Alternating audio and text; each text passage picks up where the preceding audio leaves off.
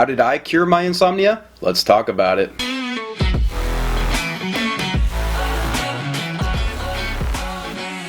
Welcome back to Adamimmune, the channel all about helping you improve your health naturally. And as you know, a lack of sleep can really destroy your health. I'm going to give you some tips that will help you if you apply them. Make sure to smash that subscribe button and drop a like if you enjoyed this video. Let's get to it. Number 1, patterns are powerful. This might be the best tip on this list. I don't know, you might like number 10. But if you keep a pattern and go to bed at the same time every single night, your body will get used to it. If you go to bed at 2 o'clock or 1 o'clock or 11 and you keep making a different time, your body won't know when it's time to go to bed and it won't prepare itself for that. So if you need to go to bed at 10 o'clock, go to bed at 10 o'clock every single night. Number 2, sanctity of sleep. It's really important to keep a bedroom as your tranquil oasis, a place where you can go to get away from it all the stress. Don't take your phone there, don't keep a TV in there, don't have distractions in your bedroom. That's the place to sleep only, mostly. Number 3, lower the temp. Now, what do I mean by this? If I go to bed and I'm super warm, I won't be able to sleep at all. Like, I will wake up 50 times a night. So actually, in the summer, I will actually keep a cool pack, a gel pack, to keep myself cool. I will link that down below in case you want to see what I use. I have an Adamimmune shop and I have a lot of things that I recommend, so definitely check that out. I also think it's a good idea not to take hot showers at night. It really raises your blood pressure and just gets things going and wakes you up. Now, I know for some people you'll say, no, Adam, it helps me sleep, and that might be the case, especially if you have, muscle issues or cramps or nerve issues. But for the most part, that can rattle you up and keep you from having a good night's sleep, so keep that in mind. Number 4, ditch the stimulants. Now, you're probably thinking caffeine, and you'd be absolutely right. It's probably, now, on the AIP diet, we really don't drink coffee, but if you do, it's probably not a good idea to drink it after, 5 p.m. if you go to bed at, say, 10. This really depends on the person. Some people are way more sensitive to things like caffeine. However, there is a lot of people that can't sleep after having a bunch of carbs, like me. So carbohydrates will keep you up at night. I'm not just talking about sugar either. Yes, sugar is going to be the worst thing to eat at night, even after 5 or 6 or 7 p.m. But if you eat a lot of carbs, even if I would eat a bunch of sweet potatoes, I would have a difficulty sleeping. So keep that in mind. Number 5, less screen time. Now, this kind of goes back to stimulants because the blue light that you see from your screen is kind of like the blue light in the sky in the morning. So it will awaken your circadian rhythm. It will wake you up. So the last thing you want to do is be on your phone or watching TV at night. I also have some blue light blocking glasses in my shop, so go below to check that out. There's quite a few options there. Number 6, cuddling for health. Kissing, cuddling, holding hands, that sort of thing can really help prepare you to sleep. Positive physical contact releases oxytocin and lowers cortisol. This is a really awesome stress reliever, and I highly recommend it. Now, I know not everyone can do this one, but I'm just putting it out there, okay? Don't shoot the messenger. Maybe get a cat or something if you don't have a significant other. I mean, even pets, they need this kind of love and stress relief. Even sunflowers will turn to each other at night when the sun goes down, just to have that connection. So it is important for living things.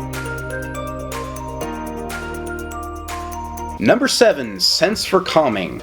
Now, I don't recommend this for everyone, and I recommend some caution with this one, okay? So just be aware. I won't just use any essential oils when I'm going to bed. I will use a couple that I know and have tried that work well for me. So I will use, maybe a little bit of citrus with some lavender or something like that, some eucalyptus, but I'm not going to go out and have, cinnamon oil or, I don't know, lemon oil or something that is exciting that would wake me up. Now, again, this is going to depend on the person, so you might have to try a few different ones and see what works for you, or maybe none at all. They might just be overstimulating for some people. I recommend, now I know A lot of people, or a lot of brands sell blended essential oils that have, 3, 4, 5, 7 different essential oils inside of them, which, might sound like a good idea because you're getting more oil for less money, or you're getting more options. You're getting something a little unique, right? Which, can be great if, say, you aren't triggered or have reactions or are personally sensitive to each of those. But it's a good idea to test each one individually to make sure that's the case, because if you try a blend, how are you going to know? There's no way you're going to know what you're sensitive to and what not. So again, we're talking for sleep purposes here and not healing per se for the whole channel. Like, my channel is all about healing, right? So I always recommend this.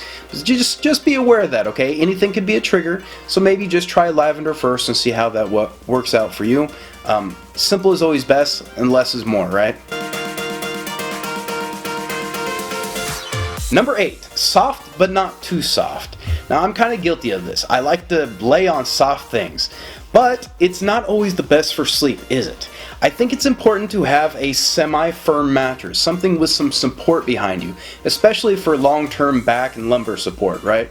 If you have a bed that kind of slinks, starting to get that little dip in the middle or wherever you sleep, it might be a good idea to get a new one, maybe get something a little better. I really like a Tempur-Pedic, but I need a firmer mattress. I'm soft as it is, so I need something a little bit harder.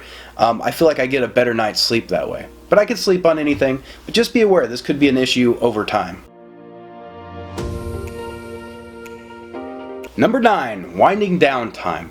This is really important. Again, like we talked earlier about not being on your screen before bed and having your phone, playing with your phone before bed or in bed, this kind of goes to that. You want to make sure your body is prepared to go to sleep. You want to be in the right mind space. Now, that doesn't mean working, okay? This is the main thing. A lot of people will take their work to bed and start thinking.